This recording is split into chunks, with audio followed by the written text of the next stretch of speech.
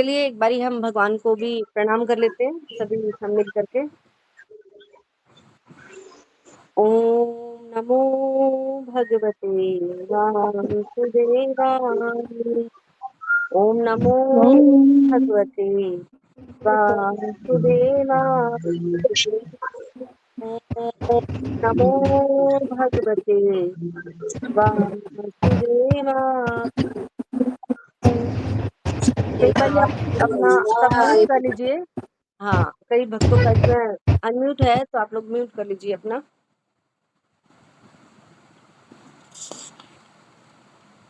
तो हम सुन रहे हैं यहाँ पर वैष्णव सदाचार के बारे में। वैष्णव कौन होता है, क्या ऐसा उसका आचरण होता है, ये सब हमने यहाँ पर सुना था। और चैतन्य महाप्रभु का भी एक श्लोक था जो इसमें हमने यहाँ पे कोट किया था, जिसमें चैतन्य महाप्रभु एक वैष्णव की बड़ी प्रशंसा कर रहे हैं, लेकिन फिर कह रहे हैं कि उसका आचरण भी बहुत अच्छा होना चाहिए, क्योंकि वो क्या है, एक ये भक्त जो वैष्णव आचरण है, ये भक्त का क्या है, आभूषण है ना, आभूषण है ना। जैसे हम तिलक लगाते हैं, ये वैष्णव के लिए, एक भक्त के लिए क्या है, ये आभूषण है ना। वो पहचाना जाता है अपने तिलक से, है ना। आप किसी को जैसे शिव जी का जो तिलक होता है, शिव जी का ऐसे ऐसे तिलक होता है, तो उसको देख करके आप कहेंगे ओ ये तो शिव भक्त है। तो ऐसे भक्तों के अलग अलग चिन्ह होते हैं भगवान से उनकी पहचान करने के लिए। तो सभी भक्तों के ऐसे चिन्ह होते हैं, जिससे कि वो उसको धारण करके दूसरा व्यक्ति उसको समझ सकता है कि वो किस देवी का या देवता का भक्त है। तो वैष्णव हमारा तिलक बहुत सुंदर होता है, बहुत ज्यादा सुंदर होता है ना। बल्कि बहुत सारे लोग तो मजाक भी उड़ाते हैं इस तिलक का। क्या कहते हैं कि अरे ये तुम्हारी नाक पे क्या, ये किसी चिड़िया ने, किसी पक्षी ने बीट कर दिया है क्या? या फिर हाथ में झोली देखते हैं, क्या आपका हाथ टूट गया है क्या? क्या इसलिए आपने ये झोली धारण कर रखा है? पता नहीं क्या क्या उनकी धारणाएं होती हैं, लेकिन भक्त इन सब से किसी से भी विचलित नहीं होता, और वो वैष्णव तिलक निकाल लगा करके बड़े शान से निकलता है। और लोगों को जगाता है, लोगों को भक्ति से भर देता है, लोगों को भगवान की याद दिलाता है वैष्णव तिलक लगा करके। तो हमें वैष्णव तिलक जरूर लगाना चाहिए, है ना। सबको यहाँ पे लगा के आना चाहिए, है ना। ये आभूषण है हमारे, है ना।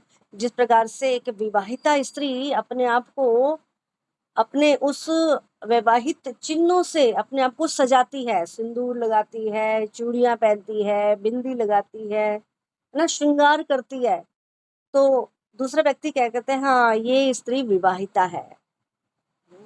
विवाहिता होने के कारण इसके ये चिन्ह नजर आ रहे हैं। इसलिए वैष्णव की पहचान क्या है कि वो अपने आप को सजाता है वैष्णव तिलकों से। तो इसलिए हमें वैष्णव तिलक जरूर धारण करने चाहिए, वैष्णव परिधान में हमें आना चाहिए, है ना। मंदिर में हम जब भी प्रवेश करें तो हमें साड़ी पहन करके आनी चाहिए, है ना। साड़ी सबसे ज्यादा बेस्ट है। गोपी ड्रेस भी है, लेकिन इतनी नहीं है, क्योंकि उसमें थोड़ा सा भाव वैसा हो जाता है, गोपी की भी, हम भगवान की गोपियां हैं, इस प्रकार का भाव हो जाता है। लेकिन ये बहुत ऊंची अवस्था है ये, हम इतनी ऊंची अवस्था में है ही नहीं। तो सबसे अच्छा क्या है कि हमें साड़ी पहन करके आना चाहिए, साड़ी लगा करके आना चाहिए मंदिर में, क्योंकि साड़ी से स्त्री का पूरा शरीर ढक जाता है ना। जैसे सूट होता है, सूट में भी आ, उसका सारा शरीर दिखता है ना। लेकिन साड़ी एक ऐसा पहनावा है जिसमें उसका पूरा शरीर कवर हो जाता है, और वो बहुत सुंदर लगती है ना। साड़ी पहनावे में बहुत सुंदर लगती है, वैष्णवी, है ना। ऊपर से कॉटन की साड़ी और पहने तो और भी ज्यादा, अच्छा, तो कोई ज़रूरी नहीं है, अगर उसके पास कॉटन की साड़ी नहीं है, तो वो फिर कॉटन की साड़ी खरीद कर के लेकर के आए। जो है, उपलब्ध है, बस उसी को ही पहनना चाहिए, है ना? अब इसके लिए ये नहीं कि भी अब तो हमें खर्चा करना पड़ेगा, दुकान पे जाना पड़ेगा, लेकर के आना पड़ेगा, नहीं। अब उसके लिए ज़्यादा खर्चा करने की आवश्यकता नहीं है, ना? और जो माताएँ होती हैं, उनके पास बहुत सारी साड़ियाँ होती हैं, तो इसलिए ये नहीं कि भई अब मेरे पास बहुत सारी साड़ी है, अब मुझे कॉटन की साड़ी भी बहुत सारी करनी है। ज़्यादा संग्रह करता ही नहीं है भक्त, है ना? ज़्यादा संग्रह के चक्कर में नहीं लगता। क्यों? क्योंकि जो कुछ भी है, वो सब भगवान की संपत्ति है। वो अपनी आवश्यकता के अनुसार खर्च करता है। हुँ? भगवान की संपत्ति को ऐसे ही नहीं लुटाता वो। ज़्यादा से ज़्यादा वो कहाँ उसको व्यय करता है? भगवान की सेवा में, भगवान के मंदिर में। भगवान के मंदिर में जो ज़रूरतें हैं, उसके लिए वो पूरा करता है। हुँ? और मैं आप लोगों को अपना बताऊँ, मतलब एक बड़ाई की बात नहीं है। आप सोच रहे होंगे कि मैं अपनी बड़ाई कर रही हूँ, लेकिन आप लोगों के उत्साहवर्धन के लिए मैं आपको बताना चाहूँगी कि मैंने सच में अपने जीवन में कभी कोई साड़ी खरीदी नहीं है। आप जैसी सब माताओं से मेरी पूर्ति हो जाती है।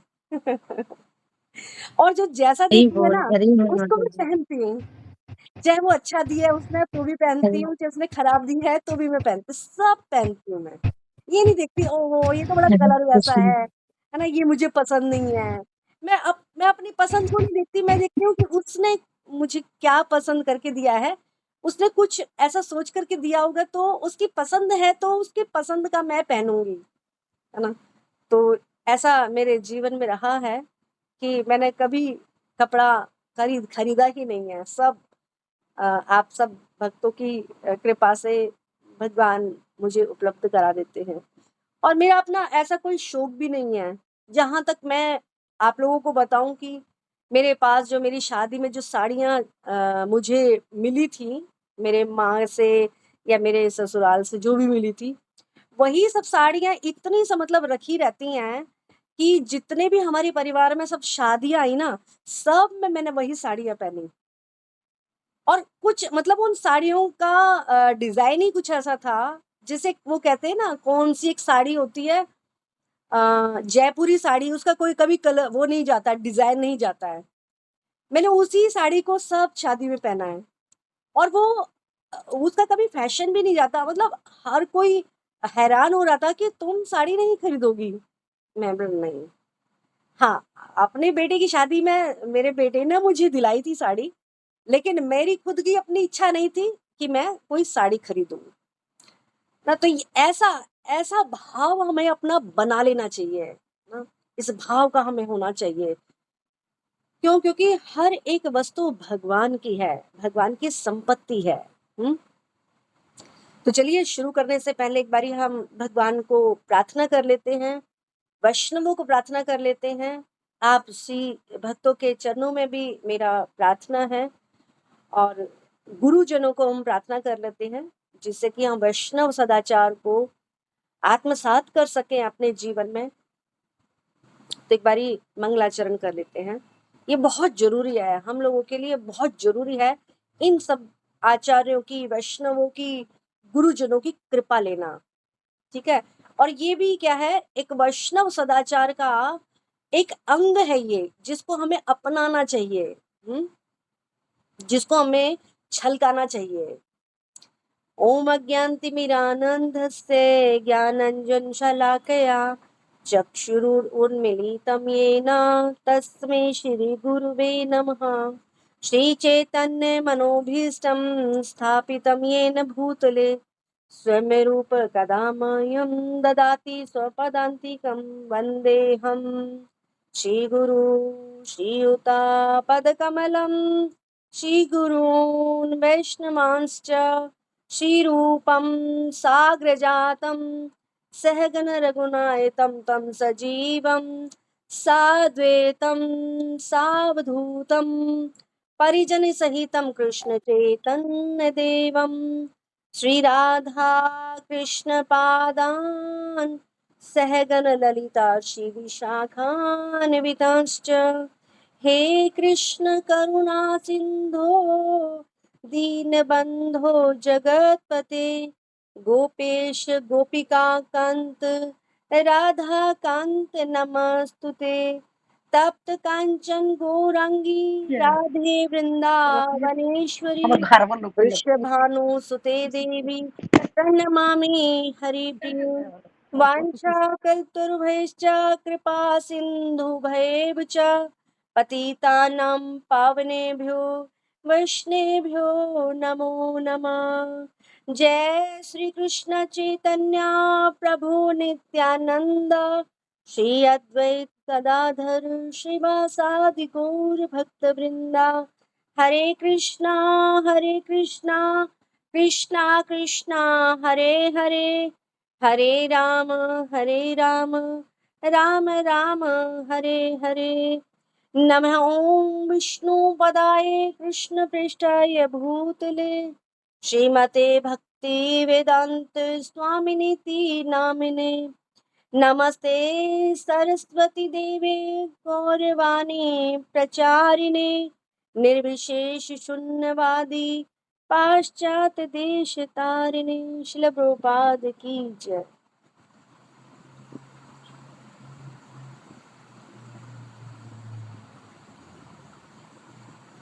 हरे कृष्ण।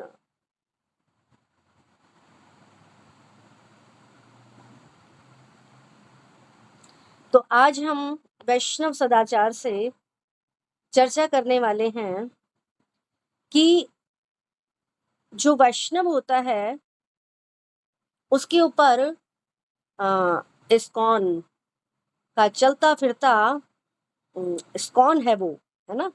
तो इस्कॉन के भक्त के लोगों के ऊपर कितनी ज्यादा जिम्मेदारी होती है, उनका आचरण कौन से स्तर का होना चाहिए, आज हम इस पर चर्चा करेंगे।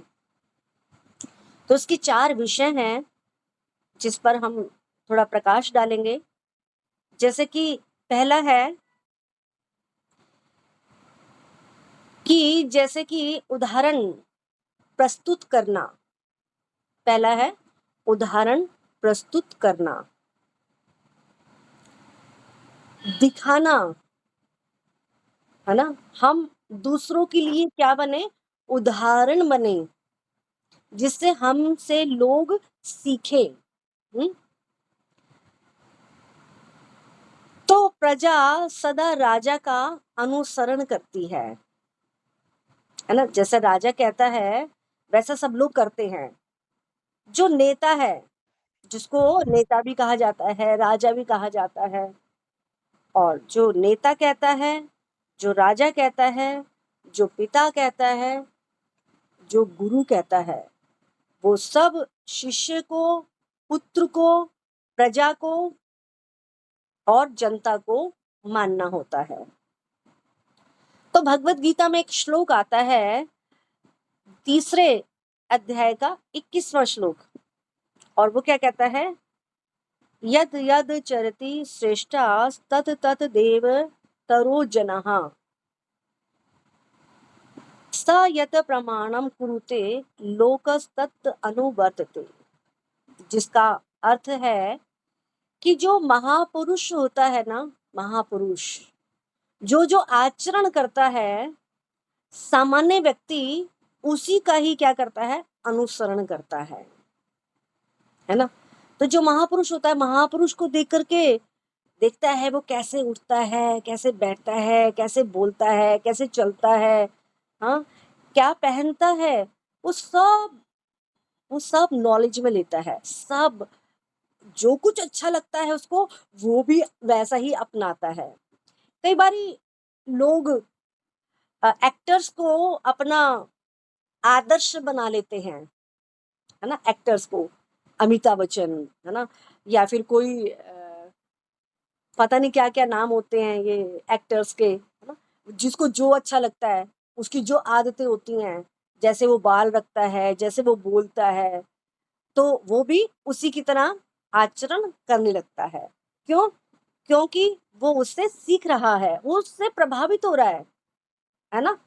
तो ऐसे ही वैष्णव को ऐसे रहना चाहिए जिससे कि वो दूसरों के लिए उदाहरण प्रस्तुत कर सके, उदाहरण बन सके। तो ये क्या कह रहे हैं, महापुरुष जो होते हैं उनका जो आचरण होता है सामान्य व्यक्ति उसी का अनुसरण करते हैं। वे अपने अनुसरणीय कार्यों से जो आदर्श प्रस्तुत करता है संपूर्ण विश्व उसका अनुसरण करता है। देखिए इसमें जो है शिला प्रभुपाद ने गांधी जी को भी एक पत्र लिखा था कि आपकी ना प्रसिद्धि बहुत बढ़ गई है, पूरा देश जो है आपका अनुसरण कर रहा है। आप जो कहते हैं, आप अगर खादी पहनने के लिए कहते हैं तो सब आपको फॉलो करते हैं, सब खादी पहन रहे हैं। देखो आपको आपको फॉलो कर रहे हैं क्योंकि आप कौन है, महापुरुष हैं। और असल में महापुरुष कौन होता है, जो देवी प्रकृतिम आश्रिता, जो देवी प्रकृति के आश्रित होता है। महात्मा नस्तु माम पार्थ देवीम प्रकृतिम आश्रिता। महात्मा वो होता है जो दैवी प्रकृति है ना, एक होती है भौतिक प्रकृति, एक होती है दैवी प्रकृति, है ना। तो जो दैवी प्रकृति के आश्रित रहता है वो महापुरुष कहलाता है। तो तुम महात्मा कहलाने लगे हो अपने समाज में, तो तुम्हें क्या चाहिए कि तुम्हें महात्मा असली महात्मा बन जाना चाहिए भगवत गीता के अनुसार। तुम्हें देवी प्रकृति के संरक्षण में रह करके आपको भक्ति करनी चाहिए और इससे क्या होगा, पूरे समाज का कल्याण हो जाएगा। जैसा आप करेंगे वैसा सब करेंगे। लेकिन गांधी जी ने उनकी एक नहीं मानी, है ना। वो खाली वैसे ही जो एक सामान्य महापुरुष होते ना, बस वो महात्मा बन करके रह गए थे, है ना। जो भगवत गीता के अनुसार जो महात्मा की जो डेफिनेशन होती है वो उन्होंने उसको कभी नहीं अपनाया। हाँ, हालांकि उन्होंने भगवत गीता को अपनाया था लेकिन वो पूरी तरीके से उसको समझ नहीं पाए थे, है ना। उसको अपने सही आचरण में नहीं ला पाए थे, इसलिए वो मारे गए, है ना, मारे गए। लेकिन प्रभुपाद चाहते थे कि ये उसको फॉलो करे। तो राजा को चाहिए कि अपनी प्रजा को शिक्षा देने के लिए स्वयं शास्त्रीय सिद्धांतों का पालन करे, है ना। तो हम श्रीमद् भागवतम में ऐसे बहुत सारे राजाओं को देखते हैं। परीक्षित महाराज हैं, युधिष्ठिर महाराज हैं, भगवान राम राजा हुए हैं, ना। तो इन सब ने क्या किया है, शास्त्रीय सिद्धांतों का पालन किया है। तो जैसा कि भी हम चर्चा कर रहे थे, तिलक की ही बात कर रहे थे, तो तिलक धारण करना भी एक क्या है, भक्ति का जो भक्ति का एक सिद्धांत है ये। तो इस सिद्धांत को हमें अपने जीवन में अप्लाई करना चाहिए, ना। ये सिद्धांत है भक्ति का, ना। तो इसको हमें जरूर अपनाना चाहिए।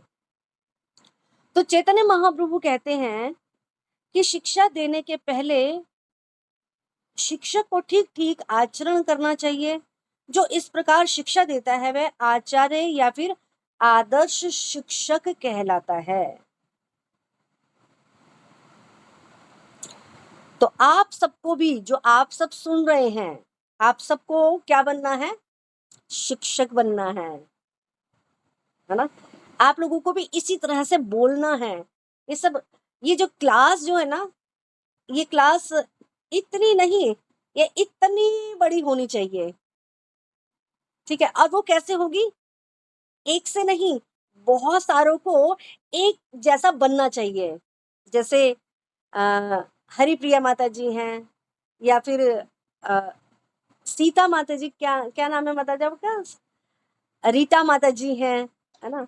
और बहुत सारी माताएं हैं यहाँ पे, सीता माता जी हैं, बहुत सारी माताएं हैं। मेरे को नाम इतना मुझे स्मरण नहीं हो रहा है ना, कितनी सब माताएं हैं। तो उन जैसा आप लोगों को बनना है ना।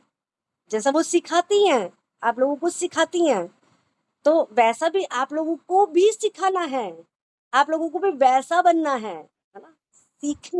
सीख रहे हैं अभी, फिर आगे चल करके आप लोग भी सिखाने वाले बन जाएंगे, है ना। शिक्षक बनना है सबको। देखा थी। हरे कृष्णा, कोई बोल रहा है क्या?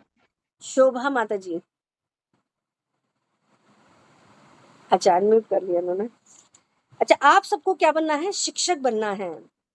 हाँ, तो ये सब आचरण में हमारे आना चाहिए। इसलिए चैतन्य महाप्रभु, अब हमें शुरुआत इसकी कहाँ से करनी होगी? जो कुछ भी सुना है वो दूसरों को सुनाने का प्रयास करना चाहिए, तभी तो आदत डलेगी ना, तभी तो हमें पता चलेगा इसके बारे में हमें कैसे करना है। तो चैतन्य महाप्रभु कहते हैं, यारे देख तारे का ही कृष्ण उपदेश, है ना, कि आप जिसको भी देखो, जिससे भी मिलो, उसको कृष्ण की चर्चा करो, उसको कृष्ण के बारे में बताओ, है ना। जैसे कि हमने पिछले एपिसोड में हमने बात करी थी, पिछली जो क्लास थी उसमें हमने बात करी थी कि जब भी हम भक्तों से मिलते हैं तो हमें क्या करना चाहिए? बोधयंता परस्परम, है ना। हमारी चर्चा किस पर होनी चाहिए? भगवत चर्चा पे होनी चाहिए कि आज तुम्हारी माला हुई क्या, आज तुमने कितने बजे करी, आज तुम कितने बजे उठी थी, आज तुमने कितना अध्ययन किया, आज तुमने अध्ययन किया तो उसमें क्या अच्छा लगा तुम्हें, ये सब चर्चा चलानी चाहिए, है ना। और सब जो इधर उधर की जो हमारी समस्याएं है ना, वो समस्याएं समस्याएं नहीं है, वो समस्याएं अपने आप खत्म हो जाएंगी, अपने आप सॉल्व हो जाएंगी। हमें उन पर चिंतन मनन करने की आवश्यकता ही नहीं है, चर्चा करने की भी आवश्यकता नहीं है ना। क्यों? क्योंकि वो समय हम किसको दे रहे हैं? भगवान को दे रहे हैं, भगवान के शास्त्रीय अनुसार चलने का प्रयास कर रहे हैं, ना, शास्त्रों के अनुसार चलने का प्रयास कर रहे हैं। और जब इस विश्वास के साथ कि ये जो बात कही है कि समस्याएं अपने आप ही सॉल्व हो जाएंगी, इसमें बहुत सुंदर मेरे को एक प्रसंग याद आ रहा है कि एक किसी मंदिर में एक महाराज थे, और एक व्यक्ति उनके पास आया और वो कहने लगा कि महाराज, मेरे पास ये समस्या है, महाराज मेरे पास वो समस्या है, पहले आप मेरी समस्याओं का समाधान कर दीजिए। तो महाराज कहते हैं, ठीक है, हम आपकी समस्याओं को सब सुनेंगे, आराम से सुनेंगे, लेकिन कल ना हमारे मंदिर में कीर्तन है, तो उस कीर्तन में तुम आ जाना। कहते हैं ठीक है। तो वो आया, उस कीर्तन में बैठा, बहुत अच्छा लगा उसे, और इतना आनंद उससे आया, इतना आनंद आया कि वो सारी समस्याओं को वो भूल गया।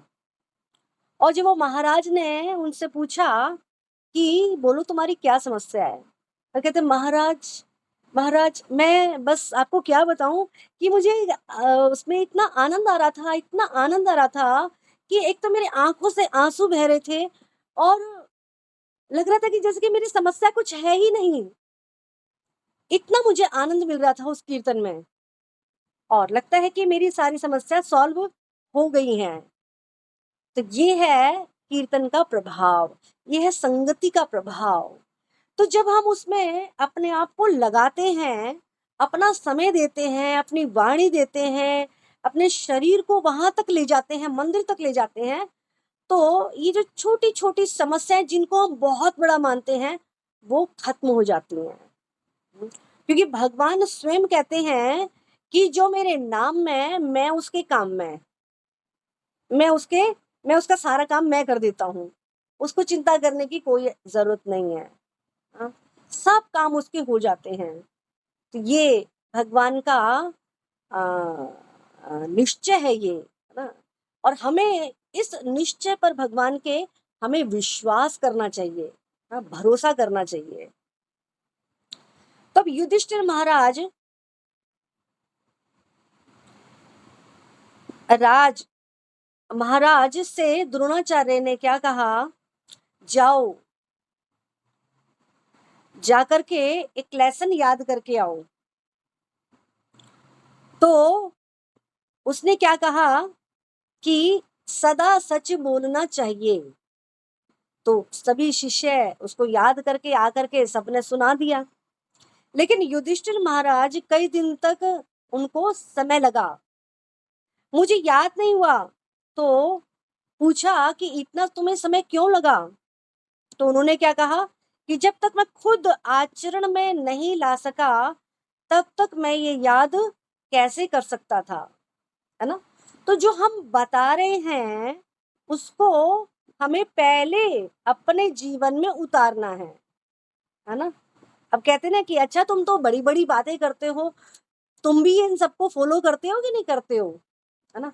तो हमें उसको भी, अपने आचरण को पहले अपने आप को सुधारना है, फिर दूसरों को उपदेश देना है ना? भगवान चैतन्य महाप्रभु कहते हैं ना, एक श्लोक आता है चैतन्य चरितामृत में ही, जिसमें चैतन्य महाप्रभु कहते हैं, भारत भूमिले होए जन्म यार, जीवन सार्थक करी कर पर उपकार। जिस व्यक्ति ने भी भारत भूमि में जन्म लिया है, उसको क्या चाहिए कि वो पहले अपना उद्धार करे, अपने आप को सुधारे, अपने आप को निकाले, पहले अपने आप तैरना सीखे, तभी तो वो डूबते हुए को बाहर निकाल सकता है। तो पहला अपना आचरण अच्छा होना चाहिए, हाँ? फिर वो उदाहरण प्रस्तुत करके दूसरों को शिक्षा दे सकता है, हाँ? और शिक्षा, अब देखिए जो लोग होते हैं ना, ज्यादातर लोग देख करके सीखते हैं। देखिए बच्चे के बारे में भी क्या कहा जाता है, बच्चे को हम कहते हैं अरे तू ये कर ले, अरे तू वो कर ले, फिर वो बच्चा कहता है कि आप करते हो उसको? बच्चे का यही जवाब होता है ना, क्या आप करते हो, है ना? तो हम उसको फॉलो नहीं कर रहे हैं, लेकिन हम अपने बच्चे के आचरण में उसको देखना चाहते हैं। तो बच्चा सीखता है अपने माता पिता को देख करके ना, उनसे सीखता है, हाँ, कि वो क्या कर रहे हैं। तो उसी प्रकार से हमें भी पहले अपने आचरण को देखना है, और उसके बाद फिर हमें दूसरों को शिक्षा देनी है। तो जैसे कि शास्त्र कहता है, गुरु मत बनो, राजा मत बनो, या पिता मत बनो, अगर अपने शिष्य या प्रजा संतान को भगवत धाम नहीं भेज सकते तो जो व्यक्ति अपनी उन्नति चाहता है, उसे महान शिक्षकों द्वारा अभ्यास किए जाने वाले आदर्श नियमों का पालन करना चाहिए। क्या कहा?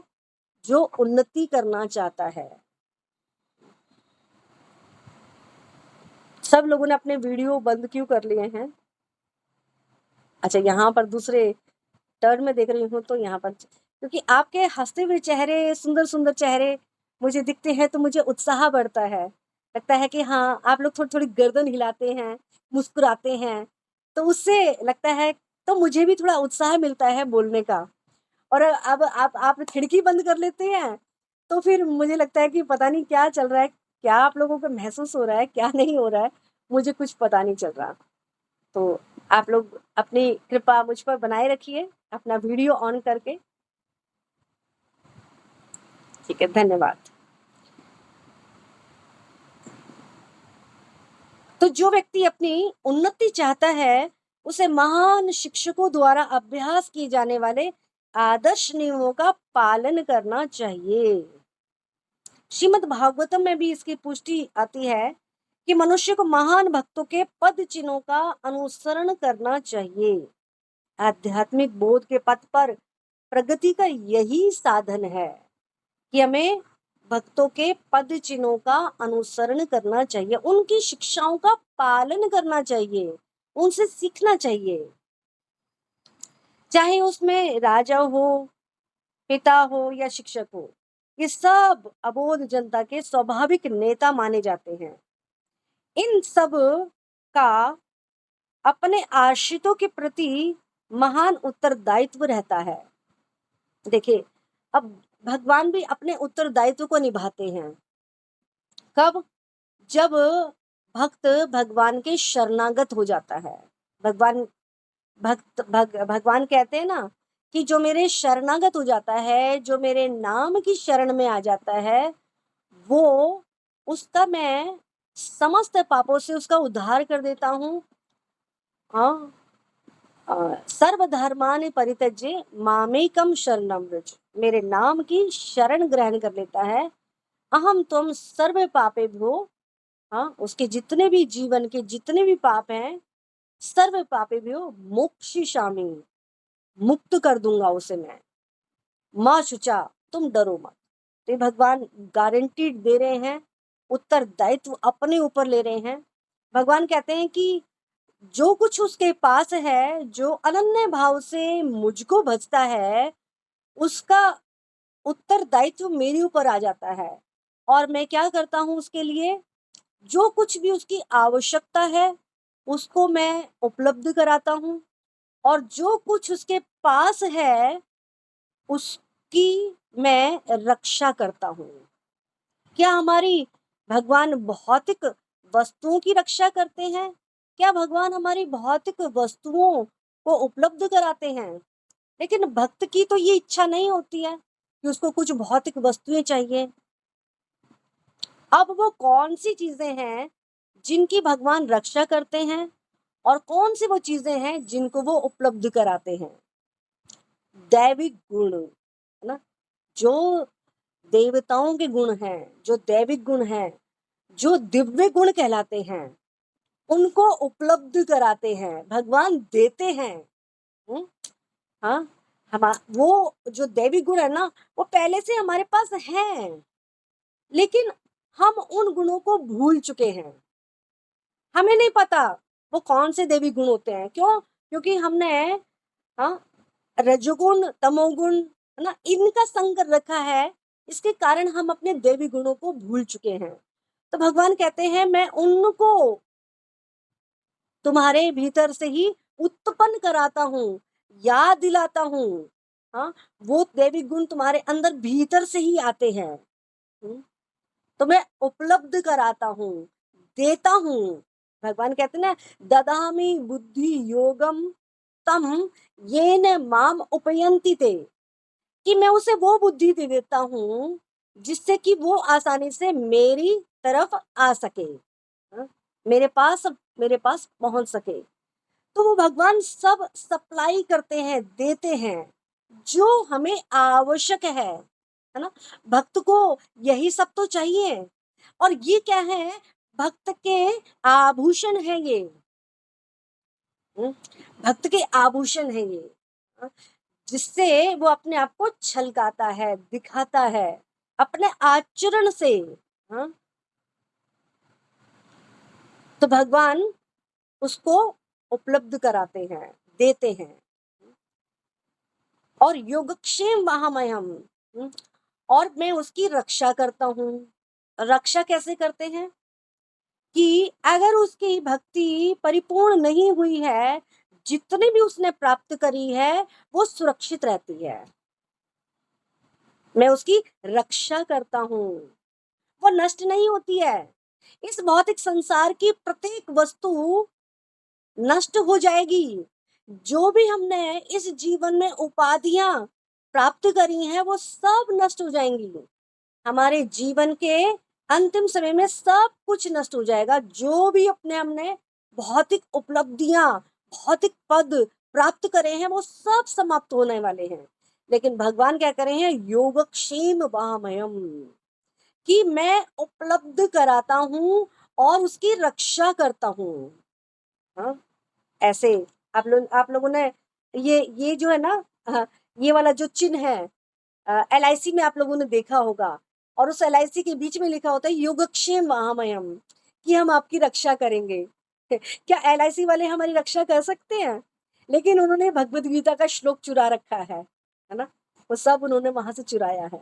लेकिन भगवान गारंटी ले रहे हैं, है ना, भगवान इसकी गारंटी ले रहे हैं कि मैं उपलब्ध कराता हूँ और मैं उसकी इन दैवी गुणों की रक्षा करता हूँ। दैवी गुण का मतलब दिव्य चेतना। दिव्य चेतना जो हमें प्राप्त हो जाती है वो कभी भी नष्ट नहीं होती है, कोई इसको छीन नहीं सकता। वो हमारे मृत्यु के साथ भी हमारे साथ जाती है। तो ये है, भगवान क्या कर रहे हैं? गारंटी ले रहे हैं इसकी कि सर्वधर्मान् परित्यज्य मामेकं शरणं व्रज अहम तुम सर्व पापेभ्यो मोक्षयिष्यामि मा शुचः। तुम डरो मत बिल्कुल भी, और मेरे नाम की शरण ग्रहण कर लो। तो ये भगवान हमें उपलब्ध कराते हैं।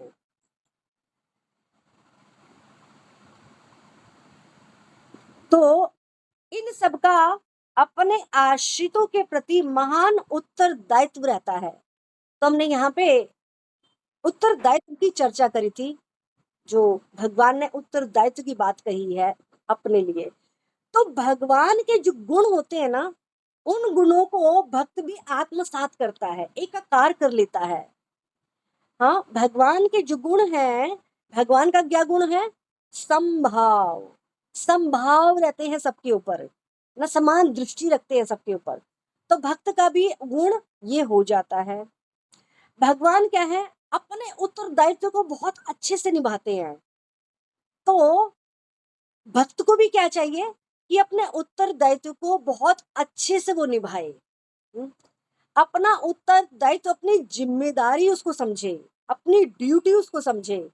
जो भी सेवा भगवान ने हमें दी है, उस पर हमें फोकस करना है। ये मेरी जिम्मेदारी है।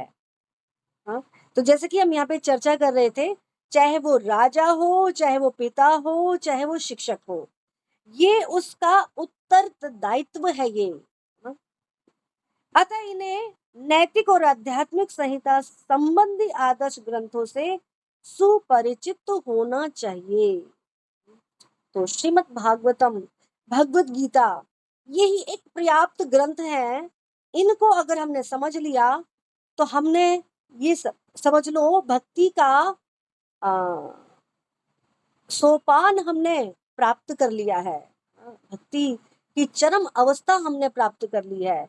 इतना ही पर्याप्त है इनको समझने के लिए। भगवत गीता, भागवतम, श्री चैतन्य चरितामृत ना, यही एक 3 ऐसे ग्रंथ है जिनको और कुछ पढ़ने की कोई आवश्यकता ही नहीं है।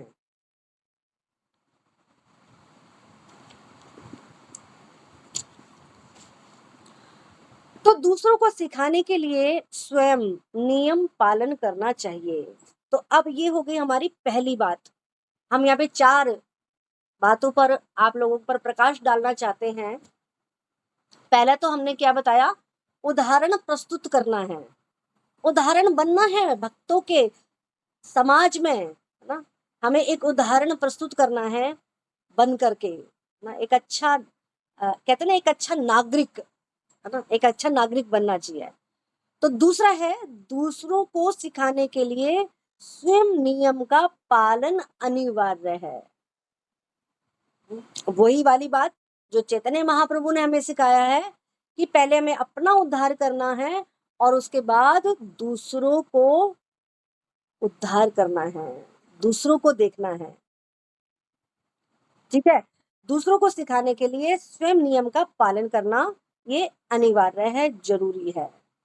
अब तीसरा आता है प्रचार, या फिर क्या कहेंगे, प्रचारक। जो भक्त है वो अनुचित व्यवहार आंदोलन की छवि को विपत्ति में डाल देते हैं।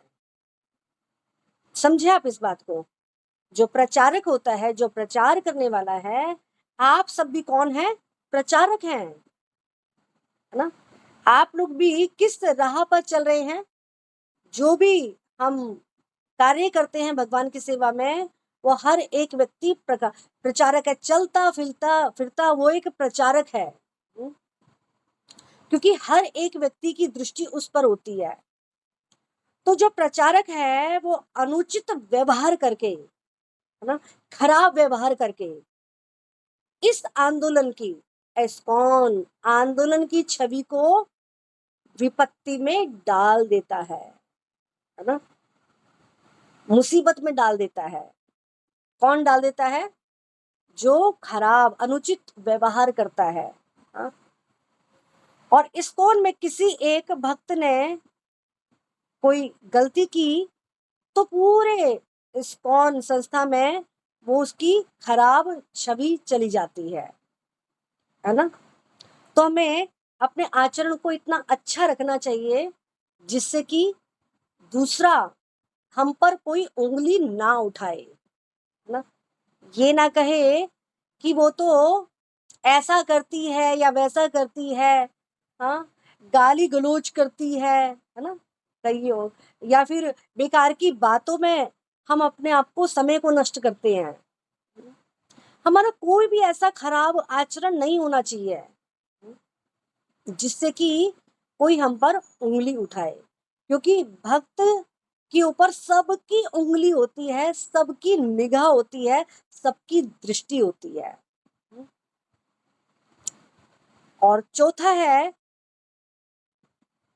अच्छा यहाँ पे हम थोड़ा सा इस पर प्रकाश डालने का प्रयास करेंगे कि जो प्रचारक होता है उसको अनुचित व्यवहार आंदोलन की छवि को विपत्ति में डाल देते हैं। जैसे कि एक इस्कॉन का भक्त गलती करता है और दूसरे इस्कॉन मंदिर की बदनामी है, पूरे इस्कॉन की बदनामी है, उसको उसको सुनना पड़ेगा इस्कॉन ऐसा है या वैसा है ना। क्योंकि जब व्यक्ति इस्कॉन का भक्त बन जाता है ना, तो लोगों की धारणा क्या होती है, ये देखो तुम्हारे इस्कॉन में ऐसा होता है, देखो तुम्हारे इस्कॉन में ऐसे भक्त हैं। हाँ? उंगली उठाते हैं लोग। हाँ, ज्यादा आप लोग डोनेशन मांगते हैं, है ना, वो लोग तो कुछ नहीं कहते हैं और ये लोग देखो कितना वो करते हैं, पता नहीं क्या से क्या लोग बदनामी करने के लिए ज्यादा दृष्टि रखते हैं ना, उनको कैसे बदनाम किया जाए। अब देखिए श्रील प्रभुपाद क्या कहते हैं इस्कॉन के बारे में। इस्कॉन क्या है, मेरा शरीर है। इस्कॉन मेरा शरीर है। अगर हम प्रभुपाद से प्रेम करते हैं वाक्य में, तो हमें इस्कॉन को बचाना होगा और उनकी सेवा करनी होगी। तो इस्कॉन, हाँ, श्रील प्रभुपाद का शरीर है। अब चौथा आता है एक एक ऐसी एक घटना मुझे थोड़ी याद आ रही है। चैतन्य महाप्रभु के साथ उनके नौकर थे, क्या नाम था उसका, और वो नाव में जा रहे थे और नाव में कुछ सरफियां भरी हुई थी। हाँ, और उसने, वो जो नौकर था उसने कुछ सरफियां छुपा रखी थी, है ना, जिसके कारण जो सिपाही थे उन्होंने जब उसको पकड़ा तो उसको पता चला कि इसके पास काफी सारी असफरियां और हैं। निकालने के बाद भी उसने एक अपने पास रख ली। तो ये जो आचरण है ना, तो इसलिए महाप्रभु ने क्या कहा कि तुम यहीं रहो, तुम मेरे साथ नहीं जा सकते। इस कारण से क्या होगा कि तुम मेरी भी साथ साथ बदनामी करोगे, है ना। तो बिना वैष्णव, अब चौथा आता है, बिना वैष्णव सदाचार के लिए किस समुच्चय समुदाय का विस्तार स्थायी नहीं होता। अगर हम इस्कॉन को आगे बढ़ाना चाहते हैं, तो स्थायी करके उसको रखना चाहते हैं, तो वैष्णव सदाचार का आचरण करना ही होगा। चौथा आप लोग ध्यान से सुनिएगा कि बिना वैष्णव सदाचार के किस समुदाय का विस्तार स्थायी नहीं होता। अगर हम इस्कॉन को आगे बढ़ाना चाहते हैं, स्थायी रखना चाहते हैं, कभी भी ये खत्म ना हो, कभी भी ये गिरे ना, कभी भी इसकी ख्याति कम ना हो, हम प्रभुपाद के नाम को और ज्यादा रोशन करना चाहते हैं, तो हमें क्या करना पड़ेगा, वैष्णव सदाचार का आचरण करना पड़ेगा। नहीं तो हम लंबे समय तक इस समुदाय को, है ना, ज्यादा विस्तार नहीं दे पाएंगे, ज्यादा इसको बड़ा नहीं कर पाएंगे। हाँ, इस ज्यादा लंबे समय तक स्थायी नहीं रख पाएंगे।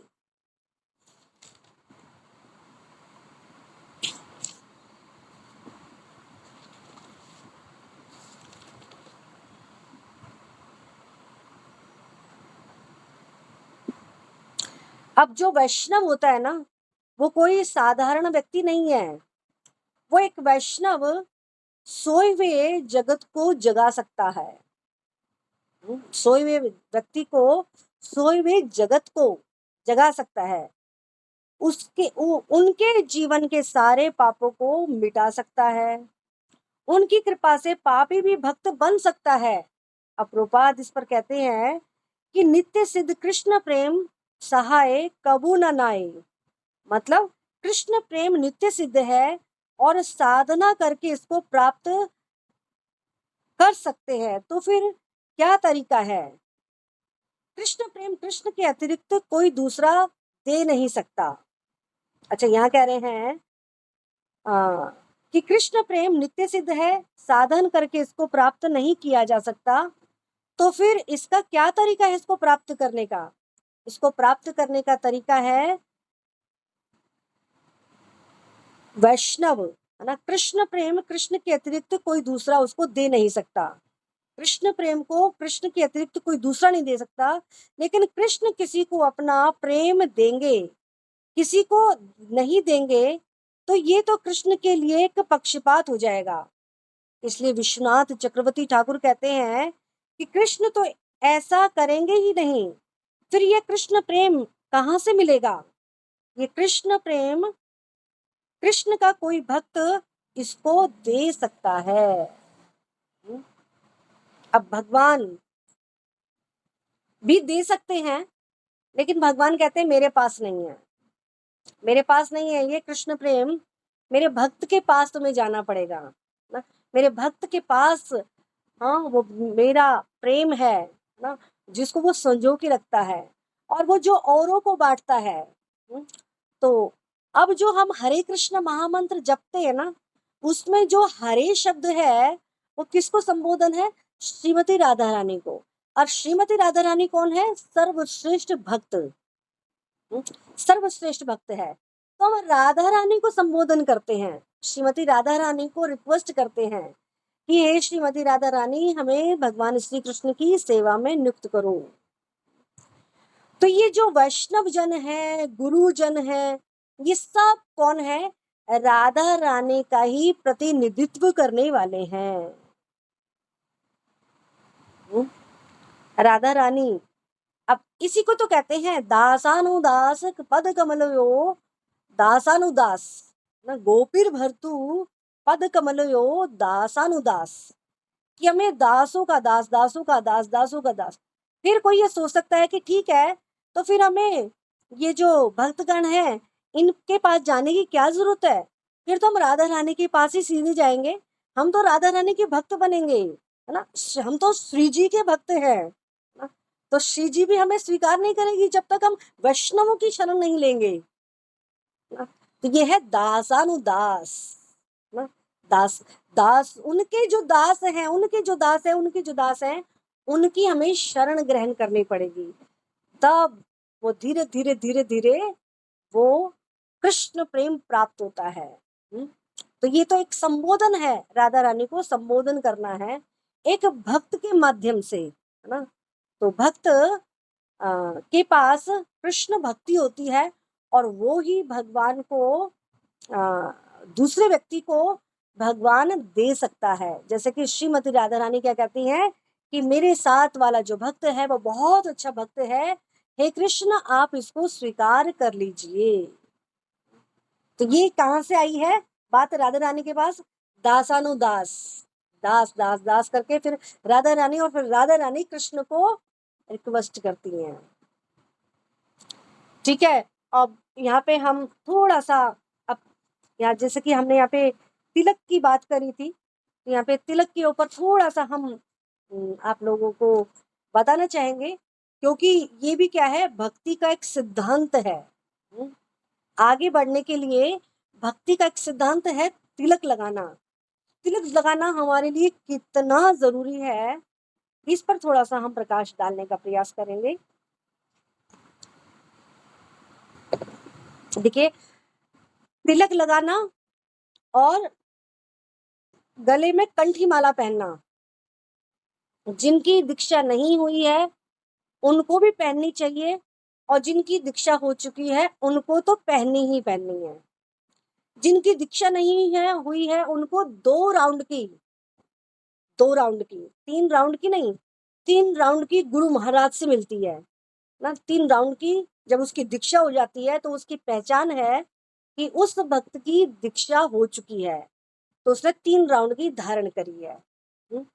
और 2 राउंड की वो पहन सकता है, और वो भी इस कंडीशन में जब वो लहसुन प्याज का त्याग कर देता है। तो लहसुन प्याज का उसको त्याग करना होगा, तभी वो इस कंठी माला को धारण कर सकता है। और कंठी माला धारण करना, इसको हमें कभी भी नहीं उतारना चाहिए, कभी नहीं उतारना चाहिए। ये क्या है, हमारे जीवन का सुरक्षा कवच है ये, सुरक्षा कवच है ये। इसको देख करके यमदूत भी डरते हैं। देखिए जरा ना, यमदूत भी पास नहीं आ सकते। अजामिल है ना, अजामिल की जो कथा है उसमें जब यमदूत अजामिल को लेने गए तो विष्णु दूतों ने उनको मना कर दिया कि तुम इन्हें नहीं ले जा सकते। और उन दोनों के बीच में बहुत वार्तालाप हुआ, बहुत बहसाबाजी हुई, तर्क वितर्क हुआ कि ये तो बड़ा पापी है। लेकिन विष्णुदूत कहते हैं कि नहीं, इसने अंतिम समय में भगवान का नाम लिया है ना, भगवान को याद किया है, तो इसके सारे पाप जल करके राख हो गए हैं, है ना। मृत्यु के समय इसने भगवान को याद किया है ना, तो इसलिए इसके सारे पाप जल गए हैं, तो तुम इसे नहीं ले जा सकते। अब दोनों के बीच में वाद विवाद हो रहा है। वो कह रहे हैं हम इसको लेके जाएंगे, विष्णुदूत कह रहे हैं हम तुम इसे लेके नहीं जा सकते।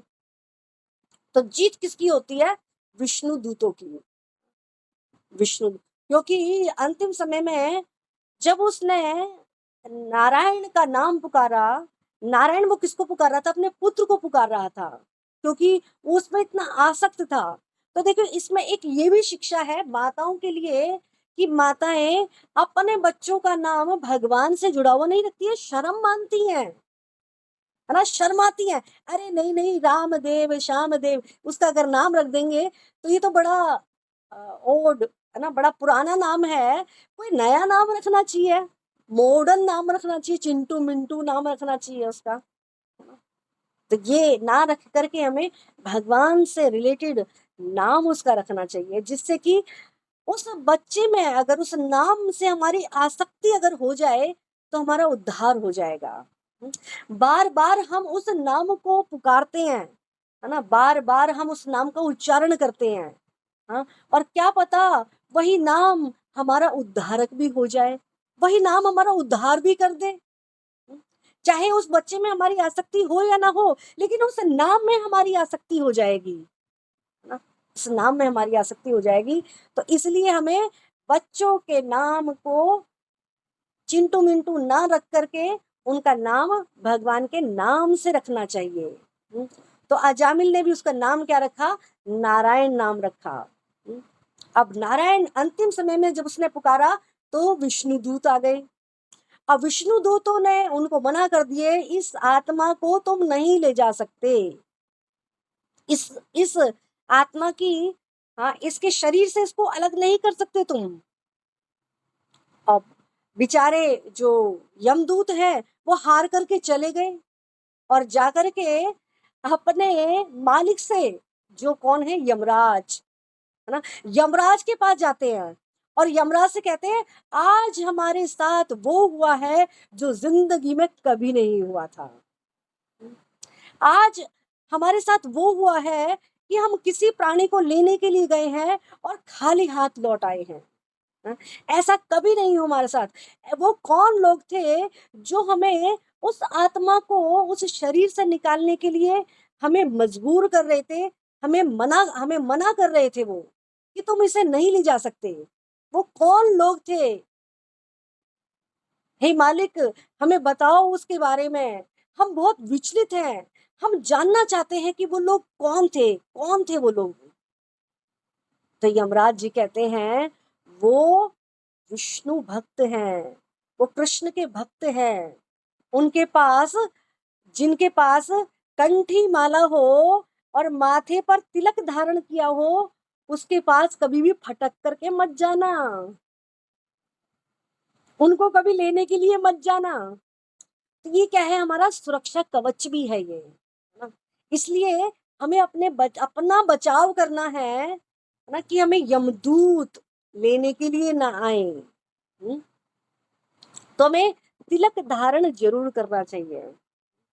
तो अगली बार से जब मैं आप लोगों को देखूं तो आप सबके माथे पर तिलक होना चाहिए, ठीक है। जब भी अरे आप मंदिर जाएं, जब भी आप मंदिर जाएं तो मंदिर में जाने पर, जैसे कोई स्त्री या पुरुष कहीं पार्टी में जाता है, शादी में जाता है, तो अपने आप को सजाता है ना, तैयार करेगा, तैयार होकर के जाते हैं ना। और अगर हमारा हमारा आभूषण क्या है? हमारा आभूषण है तिलक धारण करना, कंठी माला पहनना, हाँ, गले में हमारी थैली माला होना, हाँ, साड़ी पहनना। ये वैष्णव परिधान है। ये इस परिधान में हमें भगवान के सामने जाना चाहिए, मंदिर में प्रवेश करना चाहिए। हाँ। और अगर कुछ ऐसे अज्ञानी लोग होते हैं, वो क्या करते हैं, निक्कर पहन करके आ जाते हैं मंदिर में, है ना। क्यों? क्योंकि वो एक पर्यटक, उसको क्या समझते हैं, मनोरंजन का साधन, मनोरंजन। हाँ चलो, बाहर से घर में बैठे बैठे बोर हो गए हैं, तो चलो कहीं घूम आते हैं। चलो यहाँ पे पास में ना एक बड़ा सुंदर मंदिर बना है, उसको देख आते हैं, चलो घूमने चलते हैं। तो वो घूमने के पर्पज से क्या पहन के आएंगे? उनके कपड़े बहुत हास्यास्पद होते हैं, है ना, हंसी का पात्र बनते हैं ऐसे लोग। लेकिन भक्त लोग उनको देख करके हंस रहे होते हैं, लेकिन वो सोचते हैं कि हम तो मॉडर्न हैं। हाँ, सिर पे पल्ला नहीं होता है जब हम भगवान का दर्शन करते हैं ना, तो सिर पे पल्ला हमारा होना चाहिए। ये स्त्री का एक शोभा है, ये, है ना। इस शोभा को बना के रखना चाहिए ना। एक जैसे होता है ना, एक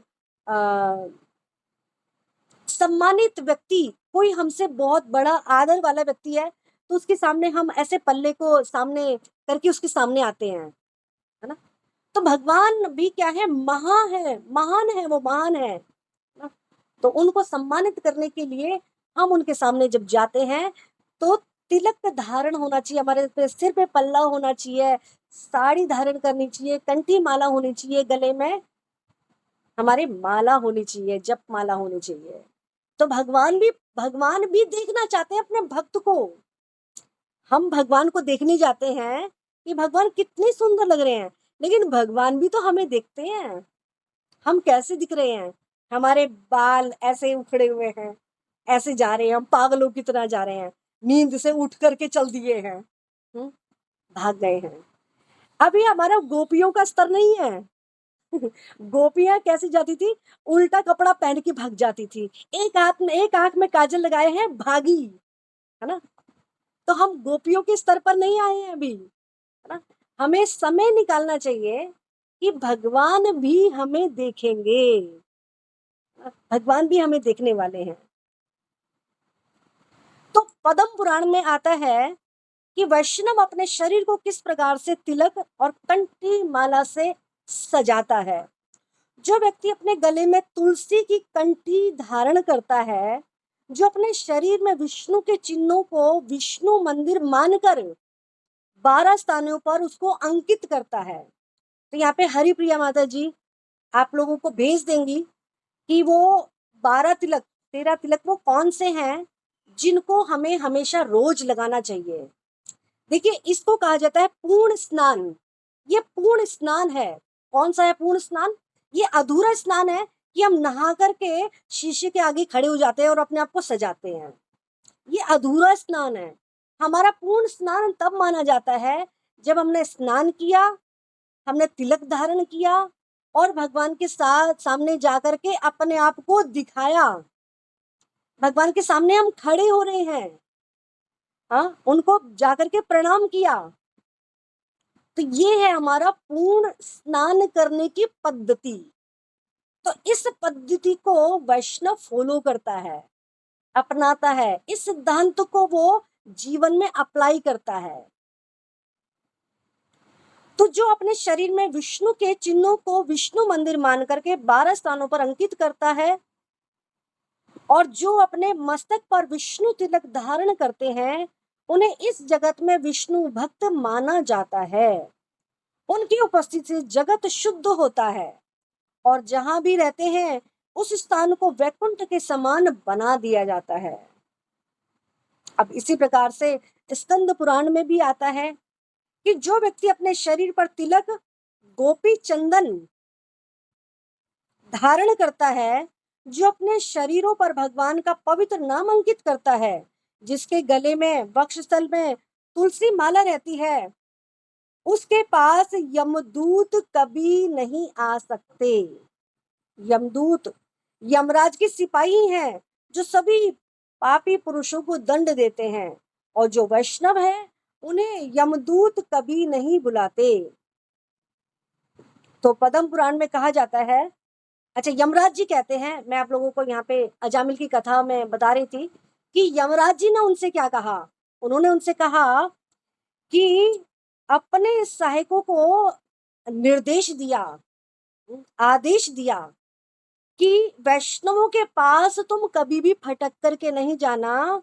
वैष्णव जन यमराज के कार्य क्षेत्र से बाहर माने गए हैं, यमराज के क्षेत्र में नहीं आते हैं, वो ना दंड के क्षेत्र में नहीं आते हैं वैष्णव। तो पद्म पुराण में भी कहा गया है कि जिस व्यक्ति के शरीर पर चंदन से भगवान का पवित्र नाम अंकित रहता है, वह सारे पापों के फलों से छूट जाता है और मृत्यु के बाद भगवान के सानिध्य में रहने के लिए सीधे कृष्ण लोक को वो जाता है। तो इसलिए हमें तिलक धारण करना, कंठी माला पहनना, ये हमारे लिए एक वैष्णव परिधान में अत्यंत आवश्यक है।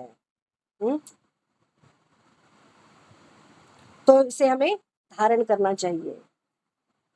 ठीक है, एक बात और मेरे दिमाग में आ रही थी, वो स्लिप हो गई, उस समय आ रही थी, मैंने सोचा कि इसको थोड़ा पूरा कर लूं फिर बताऊंगी, लेकिन फिर वो दिमाग से निकल गई।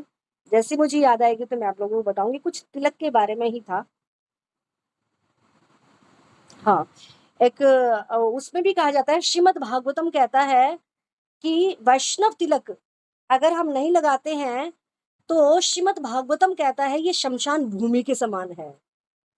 शमशान भूमि पर कोई नहीं जाता, खाली रहता है वो। तो चैतन्य महाप्रभु को बहुत बुरा लगता है। चैतन्य महाप्रभु कहते हैं कि आज तुम्हारा माथा शमशान भूमि की तरह क्यों दिख रहा है।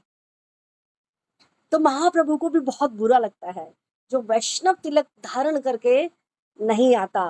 तो हमें वैष्णव तिलक धारण करके आना चाहिए। यहाँ तक कि वैष्णव तिलक हमारे माथे से कभी मिटना ही नहीं चाहिए। रात को सोते समय भी हमें वैष्णव तिलक लगा करके सोना चाहिए। क्यों? किसी किसी की रात को सोते सोते मृत्यु हो जाती है, होती है ना, पता ही नहीं चला कब मर गया वो, है ना। तो जब वो वैष्णव तिलक धारण किए रहेगा, गले में कंठी माला होगी, तो विष्णु दूत तो उसके पास आएंगे ही नहीं, है ना। तो ये सुरक्षा कवच है, ये इससे अपनी रक्षा करो, है ना। ये कितना सुसूक्ष्म और कितना लाभकारी है ये, जिसकी महिमा हम नहीं जानते। तो इसको जानने के बाद हमें इसको धारण करना अत्यंत आवश्यक है। ठीक है, हरे कृष्णा। तो किसी का कोई प्रश्न तो नहीं है, या आप लोगों को कैसा लगा, या कोई बात ऐसी हो जो आप लोगों को समझ में ना आई हो?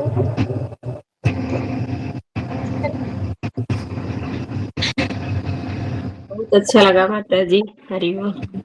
अच्छा लगा सबको? ठीक बहुत है, अच्छा लगा, बहुत अच्छा लगा माता जी। अच्छा ठीक है। तिलक के बारे में हम लोग को कुछ जानकारी नहीं था और कुछ जानकारी हो गया है, महत्व उसका पता चल गया है कि रात में भी लगा कर सोना चाहिए। हाँ, रात में बात भी लगा सही के है, सोना चाहिए, कब बिल्कुल। किसका मौत आ जाएगा कोई नहीं जानता है। कोई नहीं जानता। बिल्कुल सही समझा आप सबने। तो आप लोग इसका जरूर पालन कीजिएगा।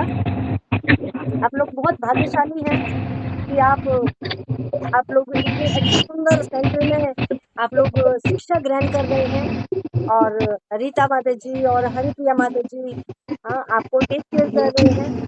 तो आप इन सबके सानिध्य में रहिए और सब शिक्षा प्राप्त कीजिए और सब सीखिए वैष्णव कैसा होना चाहिए और किस प्रकार से हमें इन सबका आचरण करना चाहिए।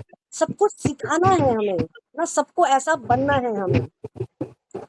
ठीक है, हरे कृष्णा। मैं फिर यहीं विराम करती हूँ अपनी वाणी को, बहुत और बहुत मुझसे धन्यवाद, मेरे बहुत बहुत शब्दों धन्यवाद से माता जी। मेरे शब्दों से अगर आप लोगों को कोई ठेस पहुंची हो, या फिर आप लोगों को कुछ त्रुटि हुई हो मेरे शब्दों में, तो उसके लिए मैं आप सबके श्री चरणों में क्षमा प्रार्थना करती हूँ।